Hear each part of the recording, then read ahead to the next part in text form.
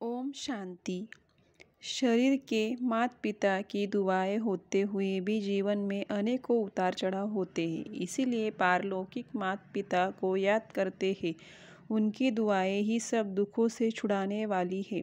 जब तक उनकी नहीं बनते हैं तब तक उनकी दुआओं के अधिकारी भी नहीं बनते हैं। आज्ञाकारी बनो।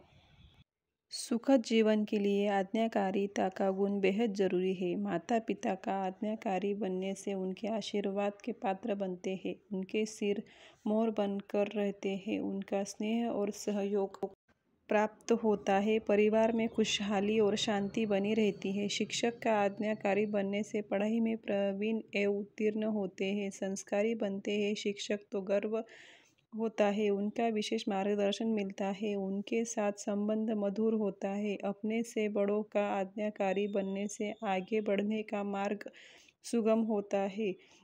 रुकावटें सहज ही पार हो जाती है। प्रगति का मार्ग प्रशस्त होता है। छोटे बड़े सबके दिलों को सहज ही जीत लेते हैं। मुश्किलता सरल बन जाती है। आज्ञाकारी बने तो जीवन सरल सुगम और सुखद बन जाएगा। मन वाणी और कर्म से सबको सुख दो। कुदरती नियम है कि जो हम दूसरों को देते हैं वही हमें प्राप्त होता है। मनुष्य तो क्या अन्य जीवों प्राणियों को भी वही दो जो हमें चाहिए। जो बीज बोते हैं वही काटते हैं। यही कर्मों का विधान है। मन वाणी कर्म से जितना सुख देंगे उतना पदम गुण होकर वापस मिलेगा। यही नियम और है ओ वाणी और कर्म प्रत्यक्ष ही। लेकिन मनसा में क्या चल रहा है यह तो खुद को ही पता होता है। जब मन में सबके प्रति शुभ भावना शुभ कामना होगी तभी वाचा और कर्मणा में स्वयं से व सर्व से संतुष्ट प्राप्त होगी।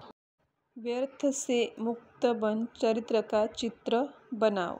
संसार में विभिन्न प्रकार के चित्र बनते रहते हैं लेकिन वे सभी चित्र बनावटी है। थोड़े समय के लिए मन को सुकून देते हैं। वास्तविक चित्र संसार की भीड़ में कोई बिरला ही बन पाता है अर्थात अपने व्यक्तित्व के द्वारा समाज देश और विश्व में अमर हो जाता है। सदियां बीतने के बाद भी वो करोड़ों दिलों में जीवित रहता है। यह तभी संभव है जब परमात्मा मार्ग पर चलकर व्यवहार में आएंगे क्योंकि बिना परमात्मा के व्यवहार सिद्ध नहीं हो सकता है। व्यवहार में जितना सुखदायी रहते उतना समय संकल्प और श्वास सफल होता है। व्यर्थ से स्वतः ही मुक्त हो जाते हैं। परमात्मा प्राप्तियों पर अधिकार न जताओ। हमें जीवन यापन के लिए जो कुछ प्राप्त है सब ईश्वर की देन है। प्रभु प्रसाद है। शरीर भी प्रभु की अमानत है। इसकी किस्मत कोई भी व्यक्ति दे नहीं सकता।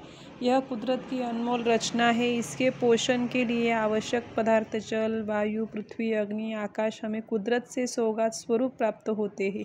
ईश्वर की कृपा दृष्टि से ही जीवन ठीक चलता है। इसलिए उनकी प्राप्तियों में कभी ख़यानत नहीं करनी चाहिए। ख़यानत उसे कहा जाता है जब इन प्राप्तियों पर अपना अधिकार जमाते हैं क्योंकि यहाँ पर कुछ भी सदाकालीन नहीं है। सब कुछ परिवर्तनशील है। हमें उपयोग करने के लिए मिला है रखने के लिए नहीं। जीवन यापन के लिए जितना आवश्यक है उतना ही उपयोग में लेना चाहिए। सर्व विकारों को जीत विकर्मजित बनो। व्यक्ति के सबसे बड़े दुश्मन है मनोविकार। मनोविकारों के कारण ही दुखी और परेशान होते हैं। विकार व्यक्ति की विवेक शक्ति को नष्ट कर देते हैं।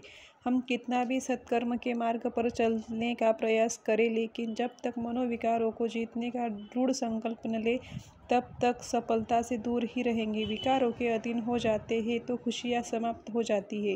निर्विकारी बनते हैं तो संतुलन और समरसता आ जाती है। जितना सर्व विकारों को जीतने जाते उतना परमात्मा समीपता का अनुभव होने लगता है। परमात्मा सदा निर्विकार है। उनका साथ ही सर्व विकारों को जीतने का ब्रह्मास्त्र है। ओम शांति। अगर आपको मेरा वीडियो अच्छा लगे तो प्लीज़ लाइक शेयर सब्सक्राइब और कमेंट करना ना भूलें।